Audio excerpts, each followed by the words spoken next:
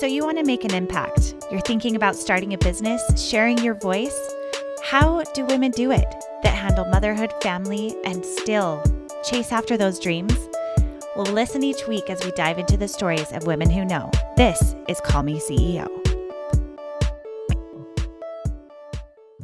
Hello, everyone, and welcome back to Call Me CEO. This is your host, Camille Walker, and today's episode is going to be a little different. We are now going into what I like to call the busy season of motherhood. Okay, listen, motherhood is always busy. It's always going to be crazy, but there are specific times in motherhood, for me at least, that are busier than most, which is heading back to school, the beginning of a new year or the end of holiday season with Christmas and New Year's, the end of the school year, and those are probably the top three for me. So what I like to do during busy times is have a prep session.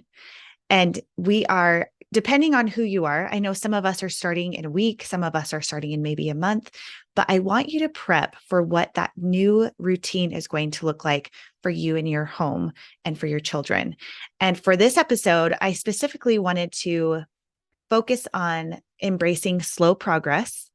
And I also wanted to tell you that this is the first of 3 episodes that are coming where we're going to talk about planning for the busy or the busy seasons. And today's episode is all about slow progress. So I wanted to start this episode with a story. I recently went to a conference that was put on by Jody Moore. She is the host of the Better Than Happy podcast, which is incredible. And she put on a conference called Impact 2.0. It was for women entrepreneurs, some who are mothers, some who are not, some who had businesses, some who did not. And one of the guests that came and spoke to us was Kelsey Nixon, who is a TV show host. She actually she's an Emmy nominated outstanding culinary host and was part of the cooking channel where she would share meals for families and also how to cook. And what was really fun is that her topic was on slow progress. And she showed a video to us of when she first started out in college as a 19-year-old who wanted to host her own television show doing live food prep. And what was really awesome is she pulled out these archives of her making an ice cream sandwich cake. And it was sloppy and messy, and she was adorable. Like, she's always been adorable, but the actual presentation of the food was actually quite hilarious. There was sloppy fingers, she was like jamming these ice cream sandwiches into this dish, and it's hilarious to watch. Number one, I love that Kelsey was willing to show that video and say, look where I started.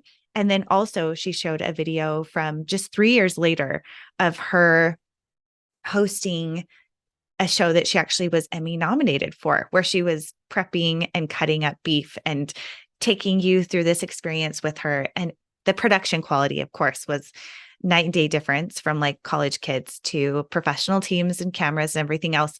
But her presentation quality was incredible too. Like, she herself had grown so much in that progress of what she was doing and how she was pursuing her dream. And so I was reflecting on my own content creation of starting a blog. And my first blog posts, you guys, are pretty embarrassing. In fact, I think my very first blog post that I ever put up was a handmade bow tie and matching bow, which, as a stay-at-home mom of 2, I thought this was like a really great idea and something to share. And it was a little sewing tutorial, which was fun. But here's the funny thing about that is that formally, I do have an education where I can sew. It was part of my family and consumer science education degree. And so that it was fun to kind of get those squeaky wheels going again of creating something. But the other thing, number 2, was I don't love sewing. I thought I created it because I thought that was something that would do well. I thought that that's on Pinterest what people were sharing and doing, which it was. It was a DIY thing that I was teaching someone something.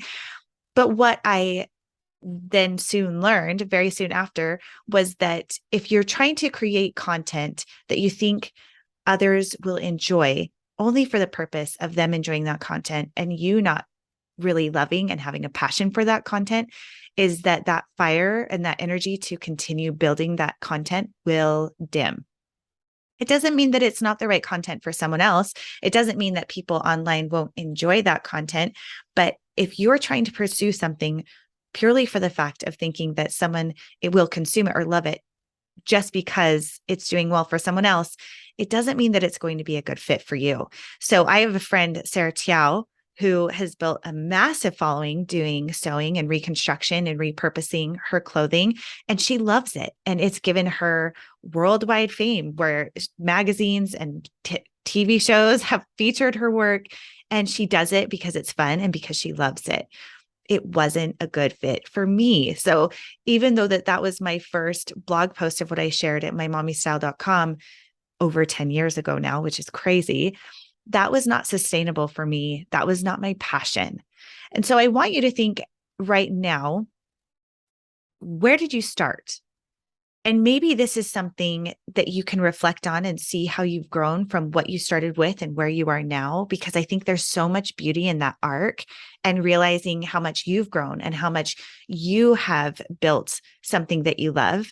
And I also want you to think perhaps if you're at a crossroads of starting something new, maybe it's a really good time for you to evaluate, am I creating this because I love it?